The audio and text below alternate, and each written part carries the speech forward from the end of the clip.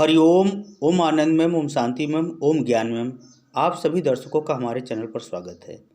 आज हम लोग व्यवहार जगत के अंदर यह समझने का प्रयास करेंगे कि सनातन धर्म के लिए स्वतंत्रता के बाद जितनी भी सरकारें बनी हैं सब एकदम नागवार, निकम्मा, निठल्ला ही बनी हैं। क्योंकि सनातन धर्म अपने आप में सर्वोच्च है, सर्वोत्तम है।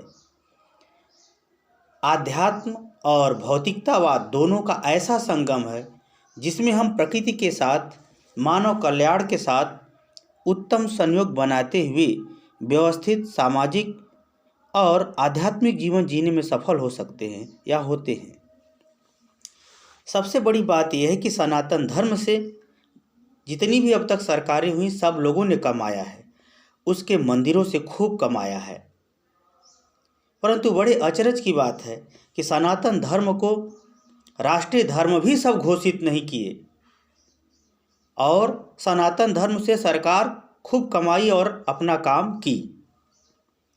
जबकि हकीकत बात यह है कि अब तक के सरकार में जितनी भी सरकारें हैं उसमें 10 नेता या 10 मंत्री भी ईमानदारी के नाम से नहीं जाने जाते हैं।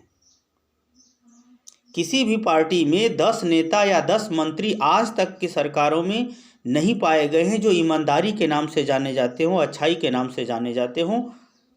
फिर भी वे सनातन धर्म से कमाते हैं और सनातन धर्म की जब रक्षा की बात आती है, उसके शिक्षा की बात आती है तो तुरंत सभी सरकारें, अब तक की सभी सरकारें किनारा खींच लेती हैं। तब कहती हैं कि हमारा भारत धर्मनिरपेक्ष है। जब धर्मनिरपेक्ष है तो भारतीय सनातन संस्कृति या सनातन धर्म के मंदिरों से क्यों कमाते हो?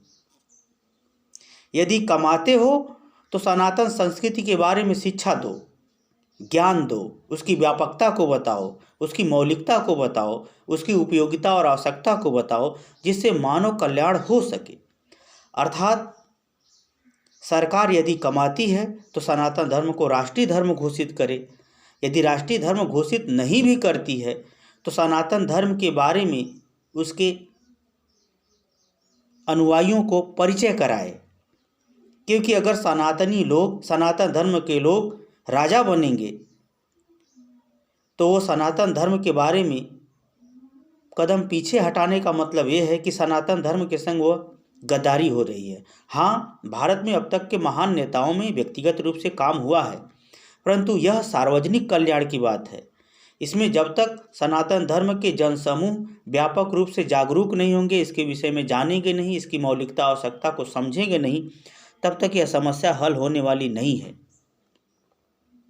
अर्थात सनातन धर्म को जागरूक करने के लिए सरकार इसको राष्ट्रीय धर्म घोषित करे, और नहीं करती है तो इसके द्वारा जो भी कमाई होती है मंदिरों से या मठों से, जो भी कमाई होती है उस कमाई को विभिन्न रूपों में खर्च भी कर दे तो भी हमारी भारतीय संस्कृति सनातन धर्म को व्यवस्थित रूप से, व्यापक रूप से बचाया जा सकता है।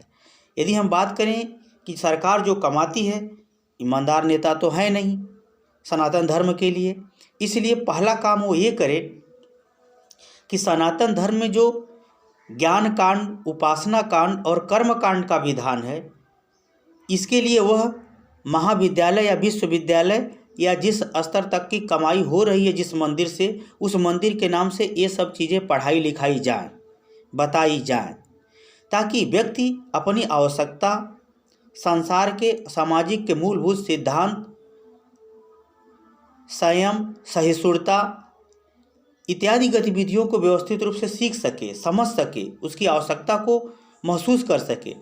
जिस तरह से रात और दिन का, सूर्य और चंद्रमा अटल है, उसी तरह से हमारे समाज में बहुत से ऐसे व्यवहार है जो अटल है, जिसको हटाया नहीं जा सकता। उसकी उपयोगिता चाहे कोई भी समय आ जा बनी रहेगी। तो ऐसे चीज़ों को, ऐसी बातों को, ऐसी गतिविधियों को धर्म के अंदर उस महाविद्यालय में या विश्वविद्यालय में शिक्षा दी जाए, ताकि लोग भारतीय संस्कृति के अंतर्गत जो आध्यात्म के साथ भौतिकवाद को लेते हुए किस प्रकार से उत्तम जीवन जीने की जो शैली है, व्यवहार है, वो सब सीख सके। अर्थात धार्मिक शिक्षा निःशुल्क सभी जाति बिरादरी वालों के लिए हो। ऐसा ना हो कि कोई जाति विशेष ही बस पढ़े, क्योंकि भारतीय संस्कृति सबकी है, भारतीय दर्शन सबका है। तो शिक्षा में ये सब सारी जानकारी सभी को दी जाए, क्योंकि हमारे सनातन धर्म में कभी भी शिक्षा किसी वर्ग को वर्जित नहीं थी, कहीं नहीं वर्णन है। अगर कोई वर्जित किया है तो वह सनातन धर्म का नागवार, निकम्मा, राक्षस ही है।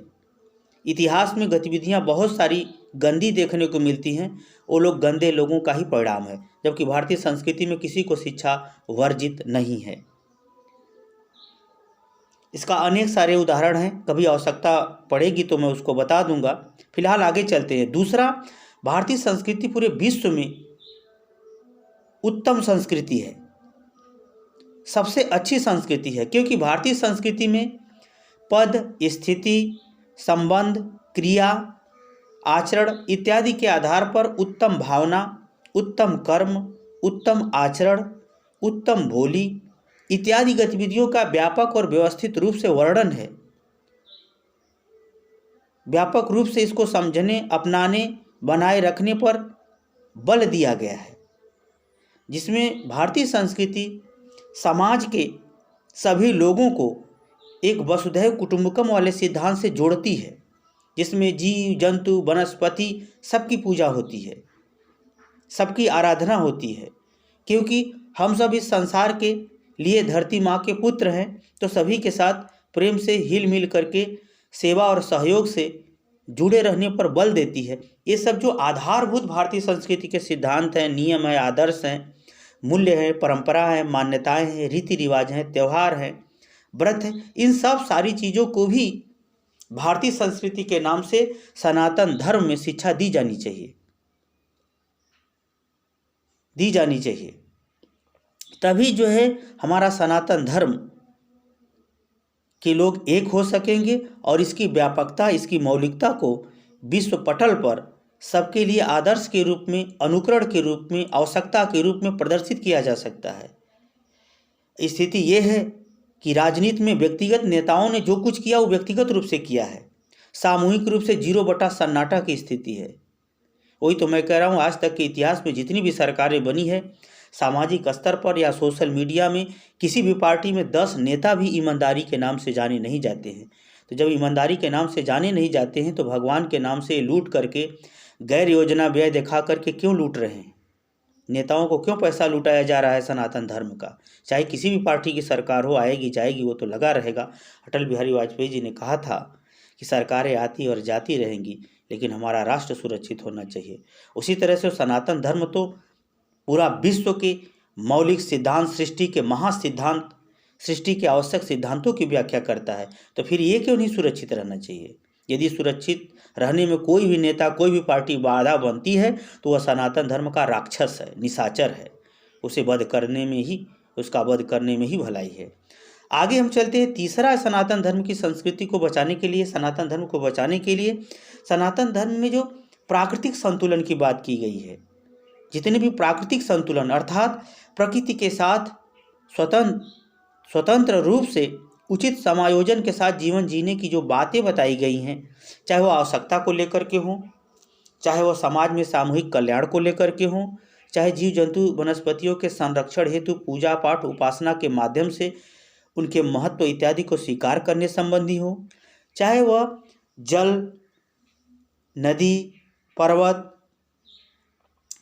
औषधि इत्यादि से संबंधित मानव कल्याण के लिए संरक्षित रखने से संबंधित जो बातें बताई गई हैं, उसका भी व्यापक रूप से अवगत कराना चाहिए, सबको बताना चाहिए, पढ़ाया जाना चाहिए, ताकि यह संसार है, जब तक जिए तब तक संसार में ऐसा व्यवहार करें कि संसार को हानि पहुँचाए बिना अपने जीवन में हम उन्नति और प्रगति, सभ्यता संस्कृति में उन्नति और प्रगति प्राप्त कर सकें।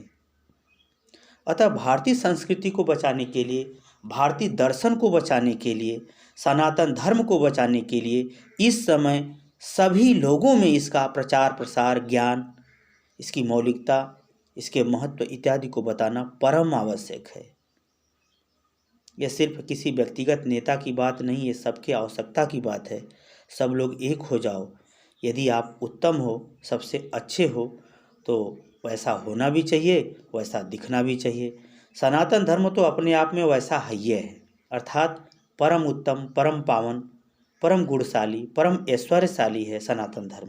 परंतु इसके अनुयायी अपनी मूर्खता, अपनी अज्ञानता में जो सरकार को धन लुटा करके चुपचाप बैठे हैं, वे सनातन धर्म के लिए शुभ नहीं है। अर्थात इनके जगाने के लिए यह आवश्यक है कि जो सनातन धर्म को लोग समझते हैं, जानते हैं, वह सरकार से इससे संबंधित शिक्षा, ज्ञान, कौशल, संस्कृति संबंधी ज्ञान, प्राकृतिक संतुलन संबंधी गतिविधियाँ इत्यादि का प्रचार प्रसार विश्वविद्यालयों के माध्यम से, विद्यालयों के माध्यम से स्थापन करा करके प्रचार प्रसार पर बल देना चाहिए। मुझे उम्मीद है कि आप सनातन धर्म की आवश्यकता, इसके महत्व, सरकार द्वारा इस तरह से गैर जिम्मेदारी वाला व्यवहार कैसे हो रहा है, आप सब समझ गए होंगे। मुझे उम्मीद है कि आप एकजुट होंगे तो सनातन धर्म अपने मौलिक स्वरूप में पूरे संसार को भगवान सूर्य के अनुसार की तरह, भगवान सूर्य की तरह प्रकाशित करेगा, मार्ग देगा, सुख शांति समृद्धि के मार्ग पर आगे ले जाएगा। क्योंकि सारी संपत्तियों का अर्थ यही है कि सबको सुख मिले, सबको शांति मिले। मुझे उम्मीद है आप समझ गए हैं तो कमेंट बॉक्स में ज़रूर बताइए। साथ ही मेरे चैनल को लाइक शेयर सब्सक्राइब भी कीजिए। हरिओम।